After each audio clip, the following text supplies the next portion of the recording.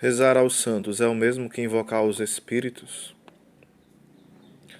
Na cabecinha de alguns irmãos evangélicos, a devoção aos santos, pelos católicos, equivale à evocação dos mortos feita pelos espíritas. Nada disso. Isso é o conceito errado. Pelo visto, vamos precisar explicar a diferença entre tomada e focinho, o focinho de porco, ou melhor, entre consulta aos mortos e pedido de intercessão aos santos.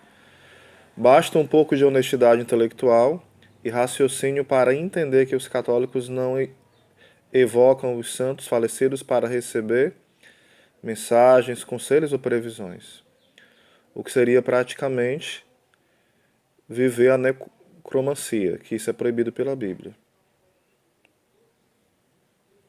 Os católicos invocam os santos, vivos ou falecidos, para pedir sua intercessão.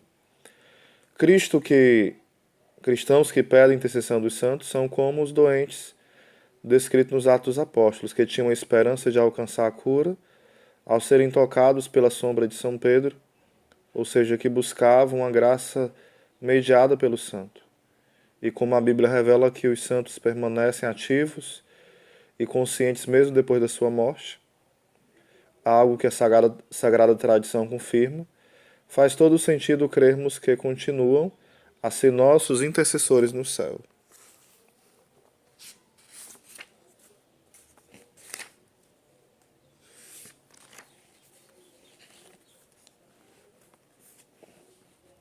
Por que a igreja não crê em reencarnação?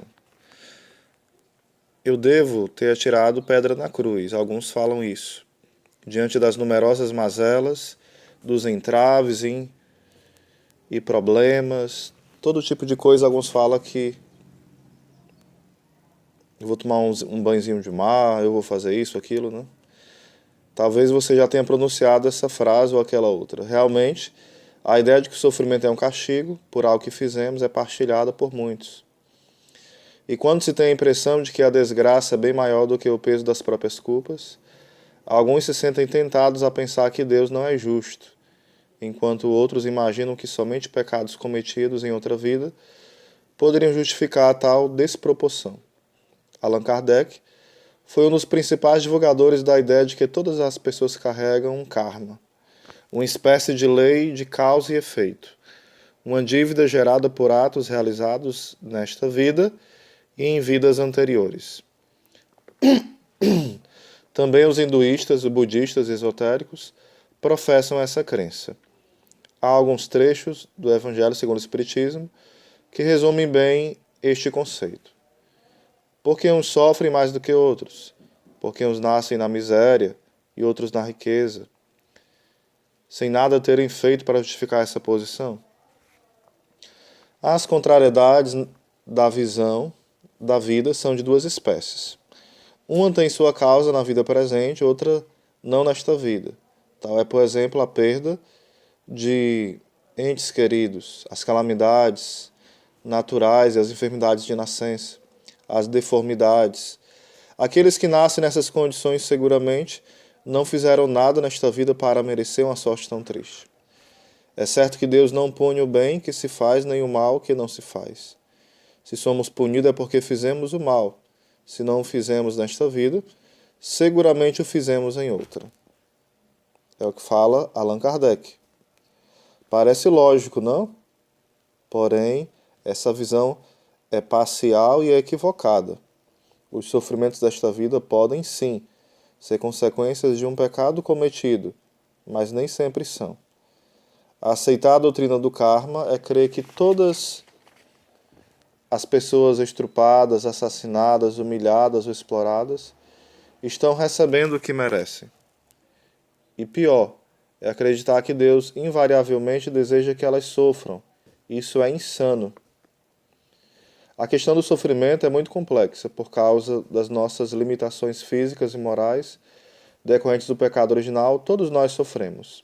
Na Bíblia vemos que o sofrimento pode ter diversas causas e que seu castigo por um mal é apenas uma entre tantas possibilidades. Uma pessoa pode sofrer por isso ou por aquilo, estar vivendo as consequências ou castigo por suas más ações, e más escolhas nesta vida, que é a única que ela tem, além da vida eterna. Neste sentido, um exemplo bastante conhecido é o do rei Davi, que você encontra lá em 2 Samuel 12, do versículo 11 ao 14. E caso você esteja sendo uma vítima inocente do pecado de outros homens, ou pode ser das debilidades físicas que mais cedo ou mais tarde afetam qualquer ser, seja o homem, seja a mulher, o ser humano no geral, como doenças, velhice e morte, seja ele inocente ou pecador. Existe a questão também da fé e da perseverança, que muitas vezes é provado no meio do sofrimento. É o caso de Jó. A gente percebe isso em Jó 1, 22 e todo o livro de Jó a esse respeito.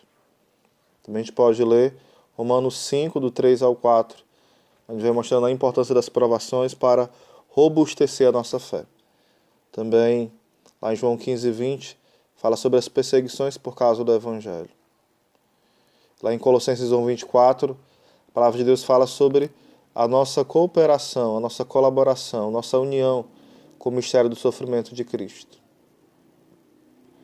E outra razão também do sofrimento, Deus quer manifestar a sua glória em meio à tribulação.